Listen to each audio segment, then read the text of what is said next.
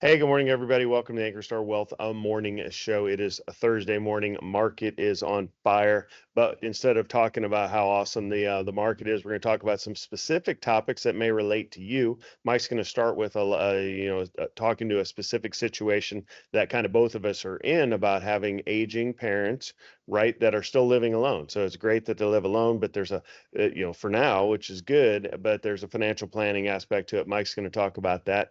And then he's going to switch from the actual to the virtual. If you caught some of the news yesterday from Meta, they have a new headset VR headset that's out, the Meta Quest something or other. Mike's going to tell you all about that and how he is preparing for the future of Ready Player One, which is a movie that kind of talks to that. Would both of us really enjoyed, and it's got a great soundtrack as well. And then lastly, I'm going to talk about something we don't talk about in a while, and that's China. If you've happened to have any exposure to China or pay attention to Chinese stocks, which used to be like my own specialty like 6 or 7 years ago, they are on fire. So we're going to talk about whether you can trust the numbers they're putting out or not. But that's what we have for you today. It's a financial education presentation, so do your own due diligence for acting upon anything you hear in this presentation. More disclaimer information is available at ankerstarwealth.com, and the opinions expressed are Mike and mine alone. Mike, over to you. Let's talk about the aging parent living at home situation. Yes, yeah. So I saw this article as I read my actual newspaper this morning. We'll say old school there instead of looking at everything virtually. And when I read this article, it was something that I really had not spent that much time thinking about. But the thought of wanting to grow old or live in your home as you age. Right now I don't really think about that, but when I read this, I saw this highlight. 77% of older adults, I don't know how they define older, but we'll say 65 and older, want to live or want to age in their current home. And doing so means taking a hard look at that. We're always focused on, building wealth, saving wealth, helping people plan with that, Social Security, things like that. But how do you handle your house? I mean, that's what some of your wealth will go towards, is making your house capable of living in. Instead of going up multiple floors, as you see these people walking up the stairs right there. I'll even throw out that, my wife, who's great at installing things, put in a little rail for my parents to come in and out of my house so they don't have to go up steps without that. Things like that I wouldn't have thought of until now. So, the gist of this article is you need to talk. It's you got to talk with your family. You need to plan ahead. It's always that let's plan for it before we have to do it, because when you have to do it, it might take a while to age proof your home. And it's funny because they talked about, in a previous season in life, we had to child proof our home. Now we have to age proof our home for ourselves. So, anyways, the article means, if you are coming up on this situation, or if you're already in it, talking to your family, most likely close friends, people that can help you with this, is a part of it, as well as your financial planner to make sure, how do you afford this.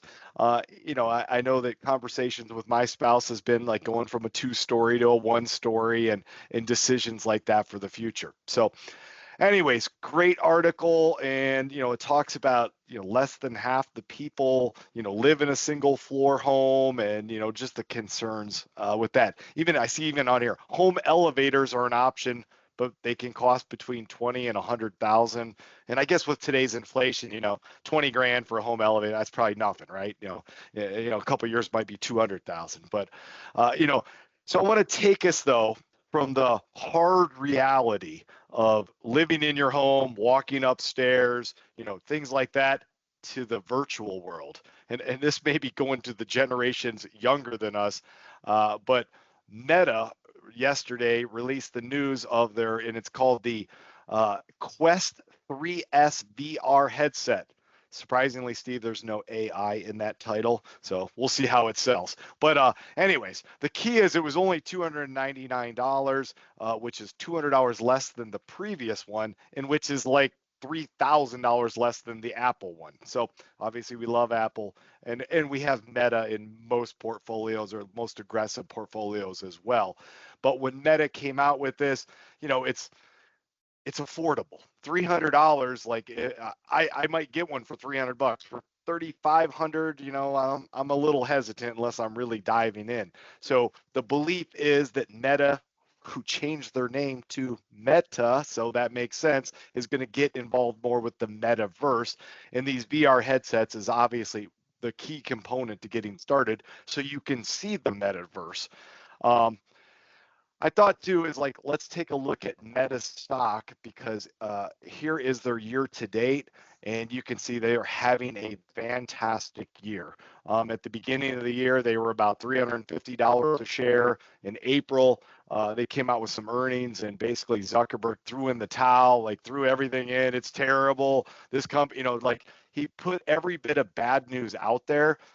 And that's when we started to buy the stock. I can't say that we bought it right in January, but we started in May, at least adding to our positions, because it felt like good news is going to come next. And that's certainly what's happened. You've seen the stock go up, I don't know, 20%. I'm trying to calculate in my head, about 20% since then, and hitting all-time highs. So, an example of, what do you invest in? Do you invest in home elevator systems? Maybe. I need to find a company that does that.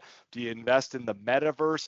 How do we, utilize these demographic trends for investing thesis? So, anyways, this has just been a good example, I thought, today. Turn it back to you, Steve. All right, great information, Mike. Thanks for that. And we are going to switch gears now. I mean, there's so much to talk about just with the aging parents at home and the whole "don't fall down" thing. That is, it's kind of crazy. I'm already worried about that with our house, right? It's like when they come over and visit, to make sure there's really nothing to have them run into that situation. But we're going to switch gears now to China, and we don't invest a lot in China. I used to. Like I mentioned in the intro, was kind of a specialty, right? You had BABA and you had IQ. Then we had the Chinese EV makers came on strong there for a while. We've kind of gotten away from it and gone mostly U.S. for over 5 years now. And the question becomes, is should you go back? So what has changed over there? Well, this is David Tepper talking yesterday about, obviously we had the easing here in the United States, and then China also had their easing program. Corey, one of our advisors, called it the bazooka, stimulus bazooka. And when you look at, just some of the stocks right here, BABA up 8%, KWEB was up 10% earlier today, which is the Chinese technology ETF that we used to be our favorite. And it's kind of crazy. Now, the question becomes is, should you invest in China? Right now, we're on the sidelines. We are not participating in this. And largely the reason being we can't trust the numbers, that we haven't been able to trust the numbers that come out of China. So therefore, can we trust them now? If you take a look at his article, he's talking about all the growth and all the upside, and I agree with everything he's saying if you could count on the numbers. And then, the bottom line there is at the closing sentence kind of encapsulates his counter bet that is, I don't care. Right. So you have country risk with China, but then you have he doesn't care about that risk. We do right now, but again, it's something we're taking a hard look at. When you look at our portfolios, I'm going to show you a tear sheet that we have of one of our aggressive portfolios is popping up now. And when you take a look at this, you have region exposure, which is something we've kept America first. When we sit down with clients, we want to talk about, 95.46% up in the U.S. So almost all of our portfolios, from the most conservative to the most aggressive, you can see that we're 95 plus USA. Again, investing internationally has been kind of a loser's bet until recently. So we shall see. So, all right, that's all I have for you today. It's getting a little bit loud in here, so I'm going to go ahead and sign off. Thanks again for listening in, and we will catch up with you guys tomorrow. You have a good one. Bye.